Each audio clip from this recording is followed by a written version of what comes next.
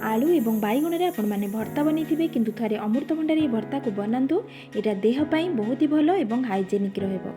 नमस्कार, मु इप्सिता मो चैनल इप्सिता स्किचन में आपण समस्त को अनेक अनेक स्वागत। आज मु आपण मानक पई नै एसीची अमृतभंडार एक रेसिपी जोटा कि अमृतभंडा भर्ता। आपण माने आलू बैगण रे भर्ता खाइथिबे किंतु अमृतभंडा भर्ता को थरे बनातु, बहुत टेस्टी लागिबो। जदि आज रो वीडियोटी आपण मानक पसंद आसीबो ताले चैनल को लाइक शेयर और सब्सक्राइब करबा को बिल्कुल भूलिबे नै।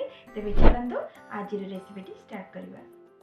अमृतभंडा भर्ता गोटे बड़ अमृतभंडा को नहीं तार चोपा छोड़े बड़ बड़ पीसेस करके काटिकी नहीं तार धला सिराटा को बाहर कर दुईटी आलू को रखी, गोटे मीडियम साइज पियाज, दुईटी टमाटो, कंचा लंका और रसुण छेचा और किसी भुर्सुंगा पत्र नहीं। प्रथमे प्रेसर कुकर रे अमृतभंडा और आलू को सिझाई नेबा। अमृतभंडार आलूटा देबे बहुत टेस्ट लगे खावाई।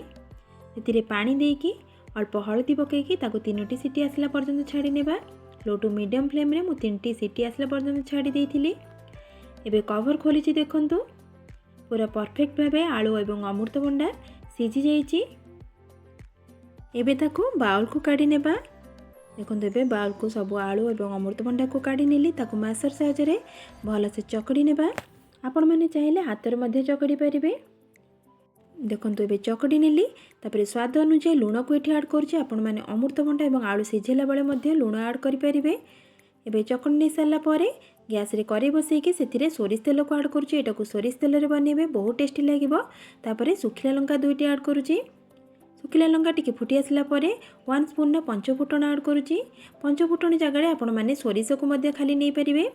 तापर सेथिरे रसुण एवं कंचा लंका चेचा को दे देली। टिके हल्का गोल्डन कलर हैला परे सेथिरे भुर्सुंगा पत्र को ऐड करूछि। भुर्सुंगा पत्र टिके भाजी गेला परे पियाज को दे दोछि। देखंतु पियाज हल्का गोल्डन कलर हैला पर्यंत ताको भाजी नेबा। तापर सेथिरे काटी रखितेबा टमाटो को दे दोछि। टमाटो टिके पूरा भल से भाजी हैला पर्यंत छाड़ी देबा। टमाटो एठी पूरा भल से भाजी हे गलानी। एठी हमें आलू अमृतभंडा को जो चकटी के रखिथिले ताको पकाइबा। पकई सारला परे 1 ରୁ 2 मिनिट पर्यंत लो टू मीडियम फ्लेम रे ताकू भल से भाजी नेबा। आपण माने चाहिले एठी धनिया पत्र को ऐड करि परिबे। एबे अमृतभंडार भर्ता हमर रेडी हे गेला। एटा को गरमा गरम भात रुटी सहित खाइबे, बहुत ही हेल्दी मध्ये रहिबो। ताले आज पई रहूची। नमस्कार, बाय, जय जगन्नाथ।